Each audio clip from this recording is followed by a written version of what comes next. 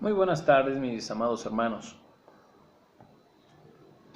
Vamos hoy a pensar acerca de la pregunta número 15, la cual dice: entonces, ¿qué mediador y redentor debemos buscar?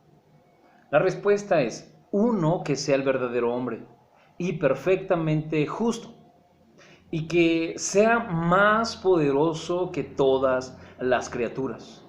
Es decir, que sea al mismo tiempo verdadero Dios. Una vez que hemos entendido que no hay nada en la creación, ni en el hombre, capaz de socorrernos y librarnos de la justicia de Dios y darnos salvación, ahora en la pregunta 15 nos presenta al único mediador y redentor que es capaz de justificarnos ante la justicia divina y a quien debemos buscar. La primera característica que debe haber en ese mediador y redentor es, uno, que sea un verdadero hombre. ¿Por qué un verdadero hombre? Porque hemos aprendido con anterioridad que Dios no quiere ni va a dejar caer todo el peso de su justicia divina en otra criatura, sino solamente en el hombre.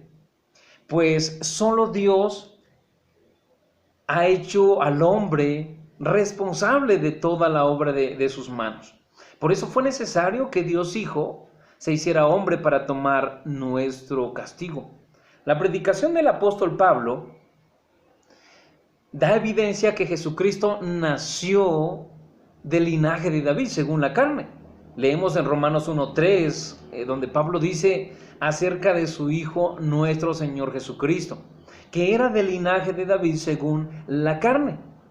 También en 1 Corintios encontramos esta evidencia, porque dice: por cuanto la muerte entró por un hombre, también por un hombre la resurrección de los muertos.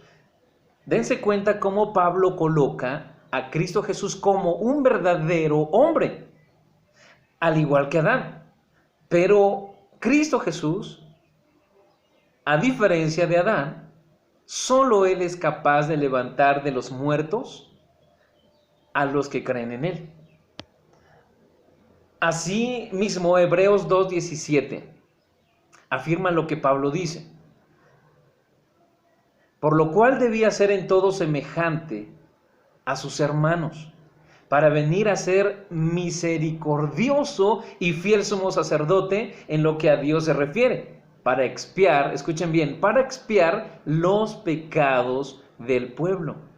Queda claro que solo Jesucristo, verdadero hombre, fue capaz de tomar nuestro castigo. Lo segundo es que, si es verdadero hombre, pues tiene que ser perfectamente justo, sin maldad, sin engaño.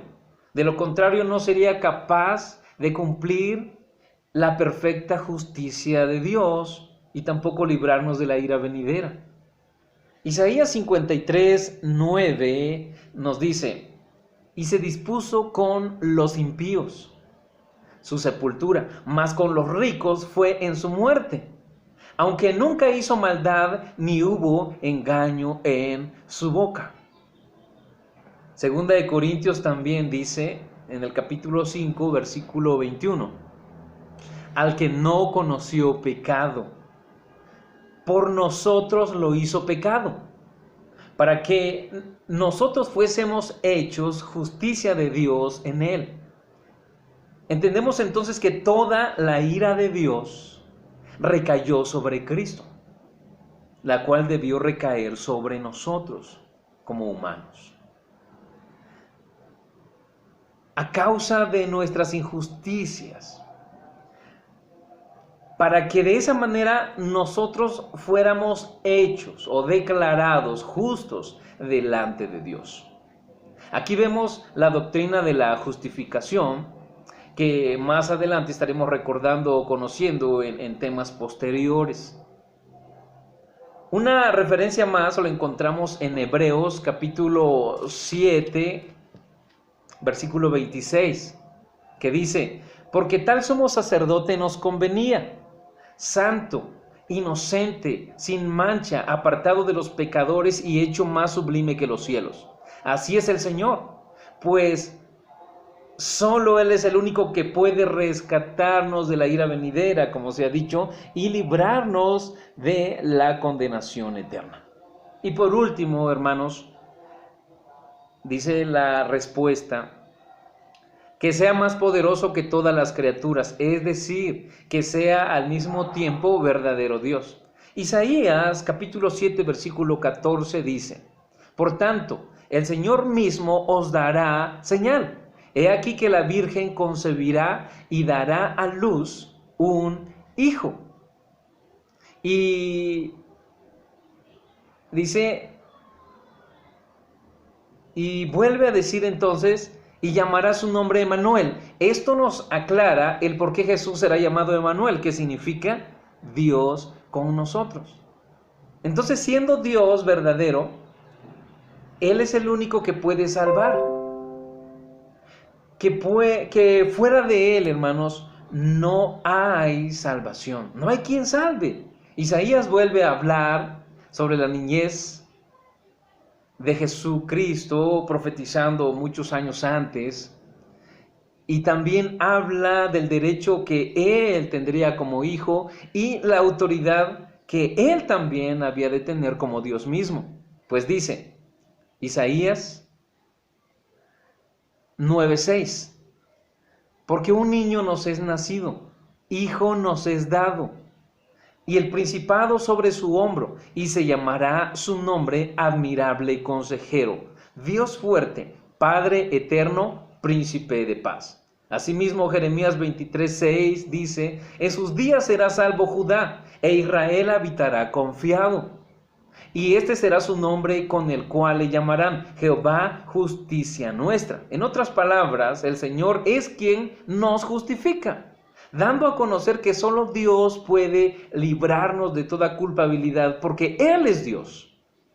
Y el apóstol Juan, capítulo 1, en el Evangelio de Juan, capítulo 1, versículo 1, nos remonta a apreciar a Jesucristo como aquel que es desde el principio, demostrando así su eternidad y su deidad por quien fueron creadas todas las cosas.